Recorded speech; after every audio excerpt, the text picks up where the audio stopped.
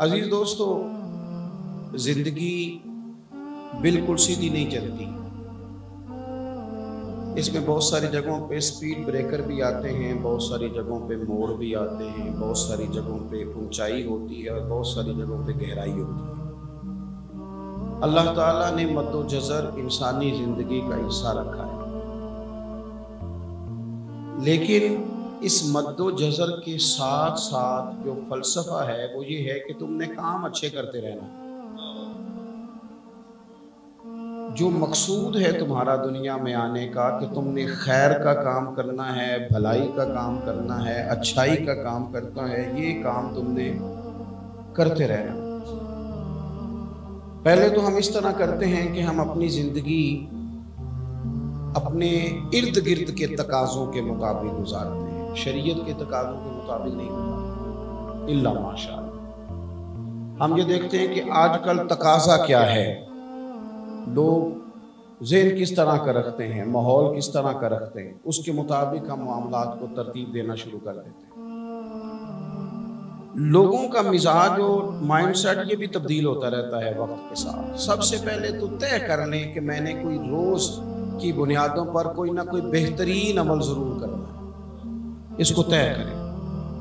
آپ دیکھیں کہ نبی پاک صلی اللہ تعالی علیہ وسلم نے جن لوگوں کی تربیت فرمائی تھی، ان لوگوں نے از اول تا آخر جو طے کیا نا، اس کی انہوں نے ڈیوٹی کی پوری. ہمارا یہ مسئلہ ہوتا ہے کہ ہم اپنا کام توجہ سے نہیں کرتے اور دوسرے کا کام پوری توجہ سے دیکھتے ہیں.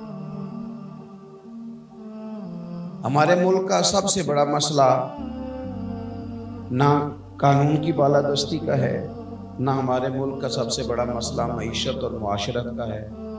ہمارا سب سے بڑا مسئلہ یہ ہے کہ ہم اپنے کام کے ساتھ مخلص نہیں، کسی کے نہیں، اپنے کام سے.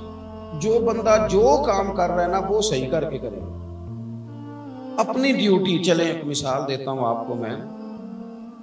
یہ مسجد کی تعمیر کرنے والا اگر اس کو صحیح کر کے تعمیر کر دے، بس وہ اپنا کام صحیح کرے، تو جتنے لوگ اس میں نماز پڑھیں گے ان سب کے لیے آسانی ہو گئی، ان کے لیے آسانی ہو گئی. کپڑا بنانے والا صحیح بنائے تو لوگوں کے جسم کے ساتھ وہ کپڑا انہیں راحت پہنچائے. سینے والا اگر صحیح کر کے سی دے تو سوسائٹی میں لوگوں کو کوئی جوڑا زیادہ دیر تک اس کے اندر وقت گزارنے کا موقع مل جائے. ہم اپنا کام صحیح کرنے لگ رہے ہیں تو لوگ سکون میں آ جائیں. ہم چاہتے ہیں کہ سامنے والے کے کام میں دخل اندازی کریں، تو ٹھیک کر، بھئی تو اسے رہنے دینا.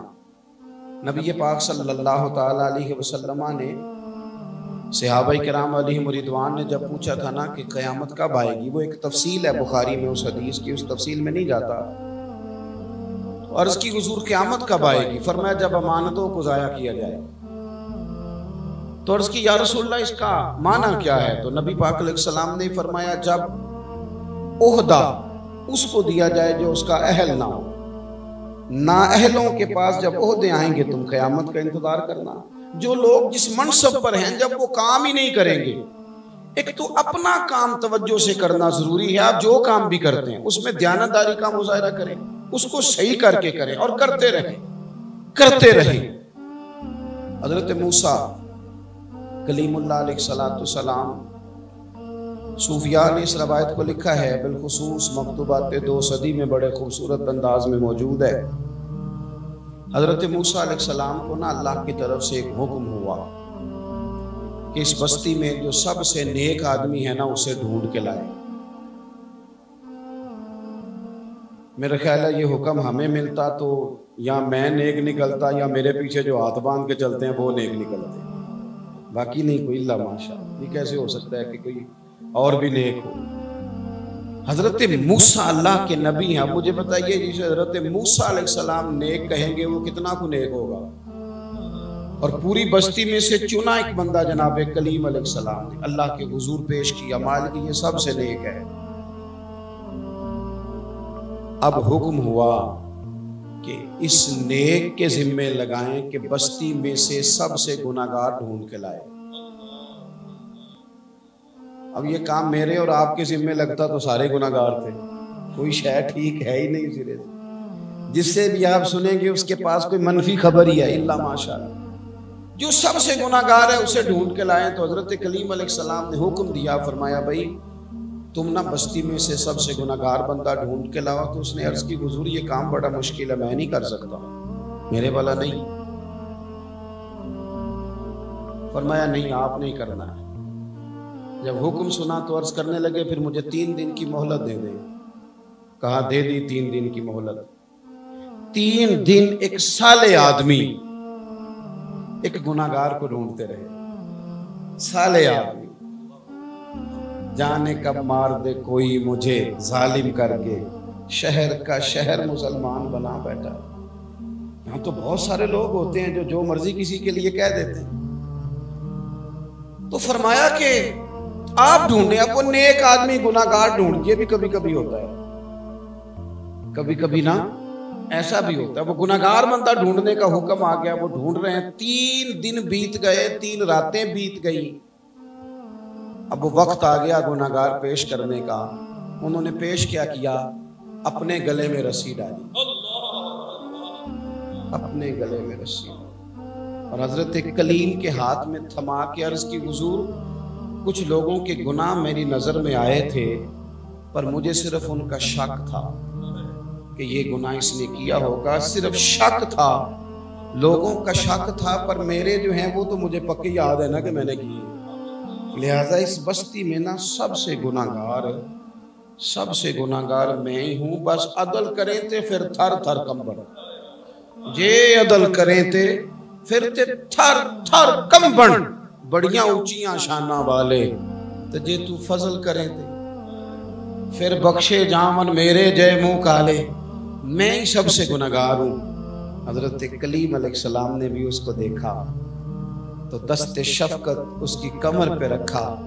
بارگاہ خداوندی سے حکم آیا, اے کلیم اسے فرما دے یہ جو تیرے دل میں عاجزی ہے اسی کی وجہ سے تو رب نے تجھے سب سے زیادہ درجہ عطا فرمایا ہے. یہی تو وہ بات ہے. تو ایک تو اپنے کام پر توجہ دیں, دوسروں پر نہیں. ویسے بھی آپ دوسروں کے کام پر اگر توجہ دیں گے تو آپ اپنے کام سے رہ جائیں گے. ہمارے ہاں بہت سارے لوگ ہر فن مولا بننا چاہتے ہیں تو بیچارے کسی کام کے نہیں رہتے. بہت سارے لوگوں کو سارا ہی پتہ ہے. وہ کسی درویش نے کہا تھا جب سارے لیڈر ہوں تو سمجھو کوئی لیڈر نہیں. وہ بھائی آپ اپنے کام کے ساتھ صرف مخلص ہو جائیں, اپنے کام کے ساتھ زیادہ نہ الجھاؤ پیدا کریں. زیادہ چلیں, اللہ تعالیٰ نے موقع دیا, جو ڈگریاں دنیاوی ہیں وہ ہم نے بھی تھوڑی سی حاصل کی, کہیں سے ہم نے بھی ماسٹر کر لیا, گزر گیا وقت. مجھے بہت سارے دوست آتے ہیں تو وہ آ کے کہتے ہیں ذرا لوکیشن بھیج دیں. میں کہتا ہوں مجھے تو نہیں بھیجنی آتی. تو وہ سمجھتے مذاق کیا ہے ہمارے ساتھ, وہ کہتے ہیں مذاق کیا ہے. تو میں کہتا ہوں کوئی بچہ آتا ہے نا تو بچوں کو بلاتے ہیں تو جو مڈل میں فیل ہو گیا وہ بڑی اچھی بھیج لیتا ہے, بالکل بھیج لیتا ہوں. میں کہتا ہوں یار 2 ایم اے کر کے نہیں بھیجنی آتی اور تم فٹافٹ یہ کام کرتے کیوں بلا؟ اس لیے کہ ادھر ادھر لوگوں کا گھومنے کا, دائیں بائیں جانے کا. بہت سارے دوست, مجھے ایک دن ایک بڑے سمجھدار آدمی نے کھڑا کر کے کہا کہ آپ کا سٹیٹس کون سے پیج پہ ہوتا ہے؟ میں نے کہا قسم اٹھوا لو مجھے لگانا ہی نہیں آتا. لگانا, یہ کام کریں گے تو باقی کام رہ جائے گا. اور بھی کم ہے زمانے میں محبت کے سوا. آپ اگر یہاں الجھ گئے تو اصل کام کون کرے گا؟ یہ کرنے والے بہت سارے لوگ ہیں, وہ کر رہے ہیں. لیکن ہم ان کاموں میں الجھ جاتے ہیں جو ڈھیر سارے بے معنی اور بے مقصد ہیں. ہم ایک دوسرے کو سٹیٹس میں دیکھیں گے وہ بندہ کس طرح کا ہے. خود دعا کرو رب رسول کی بارگاہ میں سٹیٹس بہتر ہو جائے, وہاں کوئی کرم نوازی ہو جائے. یہ کن چکروں میں پڑ گئے لوگ. بس ادھر کی ہوا چلی قوم ساری ادھر ہی ہو گئی. تو ایک تو اپنے کام پر توجہ دیں جو آپ کا اصل کام ہے. آپ اپنے کام پر توجہ دیں, اپنے کام پر. ہمیں ڈاکٹر سے دوائی چاہیے, فتویٰ نہیں, وہ ہم مفتی صاحب سے لیں گے. ہمیں مفتی صاحب سے فتویٰ چاہیے, نسخہ نہیں, وہ ہم ڈاکٹر صاحب سے لیں گے. جو کام جس کا کام اسی کو. ہمارے ہر بندہ نا, وہ میری ایک عزیزہ بیمار ہے کئی دنوں سے, ان کو ایک صاحب نے کہا کہ چھٹو ڈاکٹران اسی حکیم دی دوائی کھاؤ. وہ 2 دن کھائی ہے انہوں نے. اب وہ ڈاکٹر کہہ رہا ہے واپس حکیم کے پاس ہی لے جاؤ, میرے والا کام نہیں. تو میں نے ان سے کہا کہ آپ ہر ایک کا مشورہ کیوں قبول کرتے ہیں؟ ہر بندے کے پاس 2-4 نسخے ہیں، جو آتا ہے 2-4 نسخے دے جاتا ہے. آپ کبھی کسی ڈاکٹر کے پاس جائیں، وہ سب سے پہلے آپ کا بلڈ پریشر چیک کرتا ہے. انہوں نے ایک لائن کھینچی ہوتی ہے، اس کے ساتھ وہ لکھتے ہیں بلڈ پریشر کتنا ہے. پھر وہ آپ سے پوچھتے ہیں کہ آپ کو شوگر تو نہیں. پھر وہ آپ سے کئی چیزیں پوچھنے کے بعد نسخہ تجویز کرتے ہیں. لیکن جو آپ کو منہ زبانی نسخہ دینے آیا وہ کوئی شے بھی نہیں پوچھتا. وہ کئی تو اتنے ڈاڈے ہیں وہ بنا کے بھی لے آتے ہیں، کہتے ہیں کھلا کے بھی جانا ہے. وہ بھی اس طرح نہیں کریں. آپ اپنا کام کریں جو آپ کا اصل کام ہے. یہ جس کا ہے وہ کر لے گا. ہر بندہ جب ہر کام کرنے لگتا ہے تو کوئی کام بھی ٹھیک نہیں ہوتا. تو ایک تو اپنا کام کریں، اور دوسرا یہ کہ اسے کرتے رہیں. آپ اپنا کام، نماز فرض ہے نا، بیماری میں بولیے، جنگ میں، بندہ تکلیف سفر میں ہو تو چلو شریعت نے کہا تجھے بڑی جلدی ہے، تو بڑی آزمائش میں ہے، تو سفر میں ہے، تو 4 فرضوں کے 2 پڑھ لے، پر پڑھنی پھر بھی ہے. معافی والی بات ہے نا. یا اللہ بیمار ہیں اور شریعت تو بڑی مہربان ہے، فرمایا وہ رحم کرتے ہیں نا. کھڑا نہیں ہو سکتا تو بیٹھ جا، بیٹھ نہیں سکتا تو لیٹ جا، پر پڑھنی. جو کام کرنا ہے وہ کرنا ہے. یہ کیا بات ہوئی مجھے دکھ آ گیا تھا ذرا تو میں اپنے اصل کام سے رہ گیا. اور بھئی آ جاتے ہیں دکھ، زندگی میں آ جایا کرتے ہیں. آپ اپنی زندگی میں مشن بنائیں، پھر اس پر ڈیوٹی کریں. دکھ بھی آتے رہیں گے، سکھ بھی آتے رہیں گے، تعریف بھی ہوتی رہے گی، تنقید بھی ہوتی رہے گی، محبت بھی ہوتی رہے گی، اظہار بیزاری بھی ہوتا رہے گا. اپنا کام نہیں چھوڑیں. مقصد والا کام شروع کریں، پھر اسے کریں، پھر چلتے رہیں. دیکھیں عین جنگ کی حالت میں صحابہ کرام علیہم رضوان فرماتے ہیں طریقہ یہ تھا کہ آدھے لوگ کافر کے سامنے کھڑے ہوتے تھے اور آدھے پیچھے ہو کے نماز پڑھ لیتے تھے. بے شک جنگ ہے، بے شک جیسے ہی ہے. آ گیا عین لڑائی میں اگر وقت نماز، تو قبلہ روح ہو کے سجدہ ریز ہوئی قوم حجاز. اقبال کہتے ہیں ہم نے تو لڑائیوں میں نمازیں نہیں چھوڑی.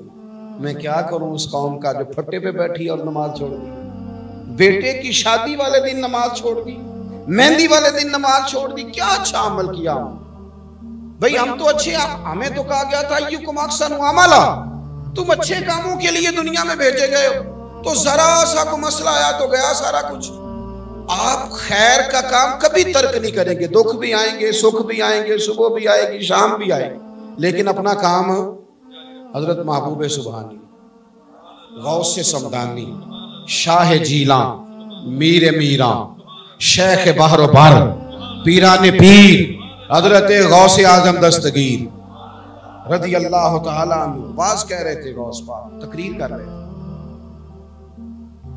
اور لوگ جمع ہیں، 70,000 بندہ آیا بیٹھا ہے رسول اللہ کا دین سننے کے لیے. گھر سے نکلنے لگے تو خبر ملی حضرت بیٹا رات کا بیمار تھا، وہ انتقال کر گیا. حضرت شیخ گھر آئے، بیٹے کا ماتھا چوما، محبت تھی نا تو آنسو گر گئے. فرمانے لگے میرے بیٹے کو غسل دو، کفن پہناؤ اور وہاں لے آؤ جہاں میں لوگوں کو دین کی بات بتا رہا ہوں. جب حضرت باہر نکلے تو ایک شخص نے کہا آج بھی آپ تقریر کریں گے؟ فرمانے لگے میں آج بھی کروں گا. وہ اس لیے کروں گا کہ بیٹے سے مجھے محبت ہے، وہ میرا بیٹا ہے، لیکن دین کی بات اس لیے کرنی ہے کہ وہ اللہ رسول کا دین ہے. وہ لوگ آئے بیٹھے ہیں، میں نے ان سے بات کرنی ہے. غسل کفن ہوا. او بھائی آپ نے خیر شروع کی تو چھوڑ کیسے دی؟ وہ جی ذرا دھوپ آ گئی تھی تو میں نے چھوڑ دی، ذرا بارش آ گئی تھی تو میں نے چھوڑ دی. یہ کیا بات ہوئی؟ پانی پرن سہیلیاں رنگا رنگ کڑے اسی پریا اس دا جانیے جس دا توڑ چڑھے. یہ کیا بات ہوئی کچی پکی باتیں کرنا؟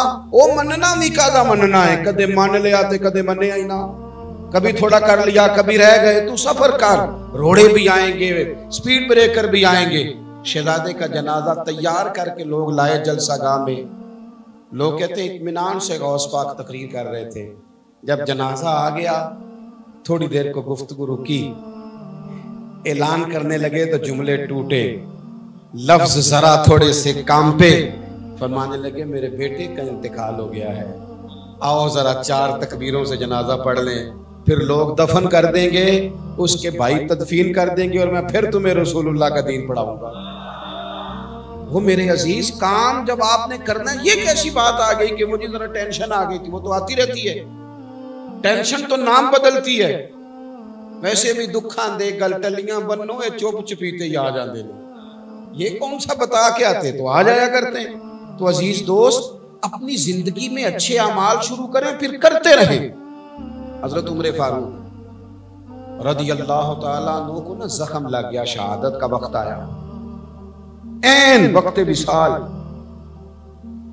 جب انسان بڑا کمزور ہو جائے تو اسے تو مطلب شدید بندہ بیمار ہو نا، بخار چڑھ جائے تو بچے بھی اچھے نہیں لگتے، کئی دفعہ بندہ کہتے ہیں ان کو لے جا ذرا شور کر، میری طبیعت نہیں ٹھیک، تلخی ہوتی ہے طبیعت۔ این اس عالم میں جب سیدنا فاروق اعظم کو زخم لگا ہوا ہے، خون بہ رہا ہے، تکلیف شدید ہے، تو نبی پاک علیہ السلام نے فرمایا نا کہ یہ تکبر کے طور پر اگر کسی نے اپنا پاجامہ یا تہمت ٹخنوں سے نیچے کیا تو وہ دوزخ میں۔ تو ایک نوجوان حضرت عمر کے سامنے سے گزر رہا تھا این بیماری کے عالم میں، تو سیاستہ میں حدیث موجود ہے، سیدنا عمر اسے دیکھ کے کہنے لگے بیٹا یہ ذرا تہمت تو ٹخنوں سے اونچا کر لو۔ این بیماری کے عالم میں سارا کچھ بھول گیا ہے، پر رسول اللہ کے دین کی تبلیغ یاد ہے کہ وہ ہم نے اس حال میں کرنی ہے۔ اس حال کیوں چھوڑ جاتے ہیں لوگ خیر کام؟ میں بڑے بڑے سمجھدار لوگوں کو دیکھتا ہوں، صرف بچے کے دن رکھنے کا ٹائم آیا تو انہوں نے جناب نماز چھوڑ دی، صرف اور صرف ایک میٹنگ کے لیے۔ ناراض نہیں ہونا، بعض مذہبی کہلانے والے لوگ بھی، بڑی اچھی میٹنگ چل رہی ہے، وہاں پروگرام چل رہا ہے، اب اذان ہو گئی، اب کیا کرنا میں اپنی مسجد جا کے پڑھوں، بھئی یہاں پڑھیں، آپ تہمت والی جگہ سے بچیں، احتیاط کریں۔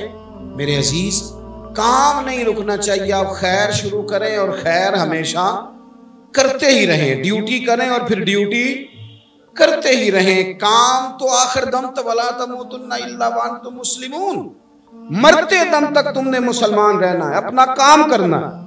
ہم پہلے تو اپنے کام پر توجہ ہی نہیں کرتے، محنت ہی نہیں کرتے، کوئی منصوبہ کوئی پروگرام ہی ساری زندگی نہیں بناتے، اور اگر کبھی بنا لیتے ہیں تو پھر ذرا سی ہوا گرم آئی نہیں اور ہم گئے نہیں، پھر ذرا سے حالات ادھر ادھر ہوئے نہیں اور ہمارا معاملہ گڑبڑ ہوا نہیں۔ میں نے ایک دوست سے ایک دفعہ پوچھا کہ ملنے کیوں نہیں آتے، بڑی دیر ہو گئی، تو کہنے لگی حضرت صاحب میں کچھ مصروف تھا، فارغ ہوتا تو آؤں گا۔ میں کہ نہ ہی اسی کو ویلے آ کہ تو ویلا ہوئے گا تے آئے گا، ہمیں فارغ بندہ ملنے آئے، سانو تے ٹائم کٹ کے ملنا نا، دوستی دا پتہ لگے۔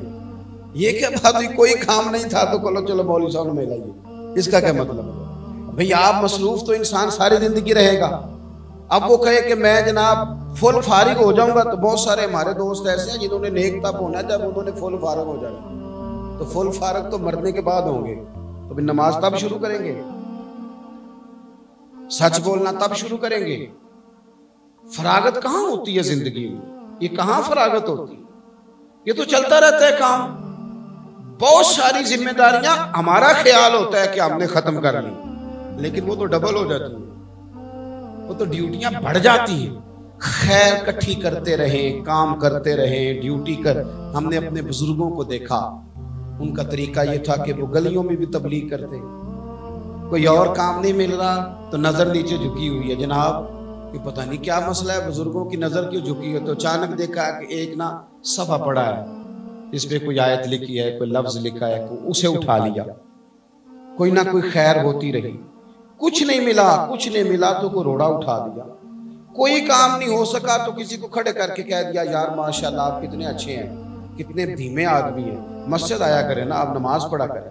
کچھ نہ کچھ سارا زندگی دن اپنے آپ کو حرکت میں رکھا۔ میں دیکھتا ہوں بڑے بڑے باصلاحیت لوگ زانگالود ہو رہے ہیں، کام نہیں کرتے، بحث کرتے، کچھ عمل نہیں کرتے، گفتگو کرتے، ٹیبل ٹاک ہے، گفتگو ہے، آباس ہیں، باتیں ہیں، سٹوریاں ہیں، جتنی مرضی سنو، جہاں بیٹھیں گپ شپ ہے۔ اس سے اب اوپر بھی تو اٹھنا ہے نا، کوئی کام بھی تو کرنا ہے نا۔ میں اکثر دوستوں سے کہا کرتا ہوں کہ ہم نے تقریریں رکھ لی ہیں، تقریریں، دوست آ کے کہتے ہیں جناب وہ 45واں جلسہ ہے تو اب 46ویں نمبر پہ آپ آئیں، تو میں کہتا ہوں 45 جلسوں کی کارکردگی بتاؤ کیا ہے، اس سے کتنا انقلاب آیا، اور اگر ان 45 سے نہیں آیا تو میں تو سب سے نکما ہوں، میرے آنے سے کیا آئے گا؟ آپ سب لوگوں کو میری باتوں کو سمجھ آ رہی ہے؟ جلدی سے آپ نے ہاں نہ کر دی، آ رہی ہے؟ ایک سوال کا جواب فٹافٹ دیں، ٹائم تھوڑا ہے۔ حضور صلی اللہ علیہ وسلم نے فرمایا کہ ایک عورت بڑی گناہ گار تھی، طوائف تھی، پھر وہ جا رہی تھی، کتا پیاسا تھا، اس نے پانی پلایا۔ اللہ تبارک و تعالیٰ نے اس خیر کے کام کی برکت سے اس عورت کی بخشش کر دی۔ ذرا جلدی سے بتائیں، یہ حدیث سب نے سنی ہوئی ہے؟ جلدی بولے نا یار، سب نے سنی ہے؟ پھر یہ ہماری سڑکوں پہ جب کتے مر جاتے ہیں تو مرے کتے کو بھی کوئی سائیڈ پہ نہیں کرتا۔ آپ سینکڑوں لوگ بیٹھے ہیں، حدیث سب نے سنی ہوئی ہے۔ آپ نے بھی بتایا کہ ہم نے سنی ہوئی ہے نا جی۔ کتا ٹکرا گیا گاڑی سے، پہلے تو جس کی گاڑی سے ٹکرایا اس نے کبھی اتنا نہیں سوچا کہ یار میرے تو نبی پاک نے فرمایا ہے کہ طوائف بھی اس کو پانی پلائے تو بخشش ہو جاتی، تو میں ذرا روک کے دیکھ لوں کہ اس کی ٹانگ پہ زخم آ گیا ہوگا۔ بھئی سب نے حدیث سنی، ہر بندے کو یاد ہو گئی، کیا سمجھ لیا تقریروں کو، واز کو کیا سمجھا ہے؟ یہ بھی وقت گزارنے کا معاذ اللہ ایک ذریعہ ہے۔ عمل کس دن کرنا ہے؟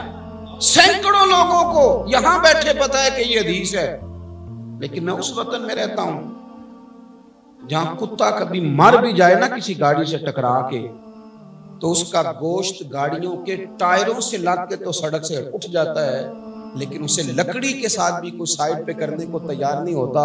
بتاؤ کیا لیا ہم نے بعض نصیبوں سے، کیا سیکھا تقریروں سے؟ یہ صحیح بخاری مسلم کی حدیث جو سینکڑوں لوگوں کو آتی ہے، اس پر کس دن عمل شروع ہوگا؟ کب پتہ چلے گا کہ روک دو بھئی ساری گاڑیاں؟ کیوں؟ اس لیے کہ وہ کتا ٹکرا گیا ہے، اور ہم نے وہ والا فضیلت، وہ والا فضائل ہم نے سنے ہوئے ہیں کہ سب سے گناہگار بھی کتے کو پانی پلائے تو رب اس کی بخشش فرما دیتا ہے۔ لیکن ٹھیک ہے، وہ سنی ہے، تقریر تھی، وہ تو مولانا نے خطاب فرمایا تھا، عمل کب کرنا ہے؟ ساری زندگی اسی پہ گزر گئی، اب کچھ کام عمل والا بھی تو کیا جائے۔ میں اکثر کہتا ہوں کہ نبی پاک علیہ السلام نے جو فضائل بیان کیے تھے کہ تم یہ والی تسبیح پڑھو تو یہ فضیلت ہے، یہ والی تسبیح پڑھو تو یہ فضیلت ہے، یہ والی تسبیح پڑھو تو، غلام کے لیے تو آقا کا اشارہ ہی کافی ہوتا ہے، اور حضور باقاعدہ کسی چیز کی فضیلت بیان کرے تو وہاں مر نہ جائے غلام، وہ کہے کچھ بھی ہو جائے، سارا کچھ ہو جائے، یہ نہیں میں نے چھوڑنا، تو ہو ہی نہیں سکتا، یہ میرے کریم نے فرمایا۔ لیکن کیا کریں، سینکڑوں تقریریں ہوئی، لوگوں نے سنی، بڑے بڑے اکابرین نے گفتگو کی، لیکن بس ایک تقریر اور کر جاؤ، ایک جلسہ اور کر جاؤ، بھئی وہ بڑا مجمع ہوا، مسجد بھر گئی، لوگ کھڑے تھے، مبارک ہو مبارک ہو۔ یہ تو پتہ چلے گا اگلی نماز کے بعد کہ 3 نمازی بھی بڑھے کہ نہیں بڑھے مسجد میں۔ یہ تو پتہ چلے گا کچھ عرصے کے بعد کہ اخلاقی رویوں میں کتنی تبدیلی آئی۔ میرے عزیز، کچھ عمل کا بھی تو مزاج بنائے، کچھ سیکھنے سکھانے کا بھی تو دستور قائم کرے نا، کچھ ہمارے اندر کچھ تبدیلی بھی تو آئے نا، ورنہ تو باتیں ہو رہی ہیں، اور آج کل تو ہر شخص نصیحت کر رہا ہے، ہر بندہ خیر کی بات کر رہا ہے، بڑا اچھا تراش کے، ٹٹول کے اور تیار کر کے جملہ لوگ اپنے پیج پر لگاتے ہیں، وہ تو ٹھیک ہے، چل رہا ہے سلسلہ، عمل کس دن ہوگا؟ تو اس لیے اپنی زندگی میں ایک تو اپنے کام پر توجہ دیں، اپنے کام پر، اپنی ڈیوٹی پر۔ میں یہ مدرسوں کے جلسے ہوئے بڑے سارے شعبان میں بھی، اس کے بعد بھی میری اپنی حیثیت چونکہ ایک طالب علم کی ہے، تو میں نے طلباء سے کہا، علماء سے نہیں، میں نے طلباء سے یہ کہا، یاد رکھو تمہارے پاس لوگوں نے آ کے سیاست، تم سیاست پر گہری نظر رکھو، یہ کوئی برا نہیں، جدا ہو دی سیاست سے تو رہ جاتی ہے چنگیزی، لیکن تمہارے پاس لوگ نا اللہ رسول کی بات سننے آتے ہیں، اگر یہاں بھی انہوں نے بریکنگ نیوز ہی لینی ہے تو وہ ٹی وی پہ لے لیں گے، تم کوئی رب رسول کی بات کرو، نظر گہری رکھو، اپنا مثبت نقطہ نظر بھی اس پر دو، مثبت تبصرہ بھی ضرور کرو، لیکن لوگ دین دیکھیں نا۔ میں ویلڈنگ والے کے پاس جاتا ہوں تو میں اس سے ویلڈنگ کا کام لینا چاہتا ہوں، کپڑے نہیں سلوانا چاہتا۔ اگر وہ کس قسم کی بات کرتا ہے تو مجھے اچھی بھی نہیں لگتی، میں کہتا ہوں تیرا جو کام ہے تو وہ کر، ایک تو اپنا کام کریں جو ہماری ذمہ داری ہے، آپ کسی بھی شعبے سے تعلق رکھتے ہیں اپنا کام صحیح کر کے کریں۔ آپ یقین کریں میں نے زندگی میں کچھ ایسے لوگ دیکھے جنہوں نے ڈٹ کے ڈیوٹی کی، اپنی ڈٹ کے سے۔ ہمارے ہاں ایک کریانے کی دکان والے تھے ہمارے گاؤں کے پاس، تو سویرے وقت پہ آنا اور ہر روز جھاڑو دینا، وہ بارتھڑا سا جو تھا اس کو بھی اچھے طریقے سے صاف کرنا، چیزیں لگانا، جھاڑ پونچھ کرنا، اور شام کو بڑے اچھے طریقے سے ساری چیزیں سمیٹ سماٹ کے اندر رکھ کے ڈیوٹی کر کے جانا. پوتے بھی بڑے ہو گئے. لوگ ان سے کہتے تھے چاچا جی ان بس کرو. کہنے سن یار میرا اپنے کام نہ دل لگا ہے تو مجھے کرنے دو, میرا کام مجھے تھکاتا نہیں, میرا دل لگ گیا. اپنے اپنے کام سے دل لگ جائے نا پھر انسان سکون میں رہتا ہے. کام کرے اور اس میں دھوپ چھاؤں آئے تو تعطل نہ پیدا ہونے دے, تعطل نہ پیدا ہونے دے, ڈیوٹی کرتے رہیں کرتے رہیں. اور تیسری گزارش آپ حضرات کی خدمت میں یہ ہے کہ جب کچھ سنیں, جمعے والے دن سنیں, کسی درس میں سنیں, کسی محفل میں سنیں, تو اس کو ذریعہ علم بنائیں, اس کو ذریعہ عمل بنائیں. ایسا نہ ہو کہ باتیں سن رہے ہیں, ہم سالوں سے سن رہے ہیں, سنتے ہی جائیں. میں کئی دفعہ گزرتا ہوں روڈوں سے ادھر ادھر تو میں حالات دیکھتا ہوں تو میں کہتا ہوں یار ایسے لگتا ہے کہ جیسے اب ہم نے ان چیزوں کو بھی صرف اسی لیے بنا لیا ہے کہ چلو آدھا گھنٹہ بیت جائے گا. زندگی میں عمل کا ذریعہ اختیار کریں. آپ کا جو عمل ہوتا ہے نا اس کا اثر آپ کی گفتگو سے زیادہ ہوتا ہے. گفتگو سے عمل کا اثر زیادہ ہوتا ہے. جب کوئی بندہ عمل کرتا ہے نا, آپ رونے لگ جائے نا تو آپ کو دیکھ کے بندہ رونے لگ جائے گا, یا آپ عمل کر رہے ہیں. اگر کوئی قریبی ہوگا نا آپ کا تو اس کا دکھ آپ کو محسوس ہوگا. تو اس لیے اپنی زندگی میں عمل کا راستہ اختیار کریں.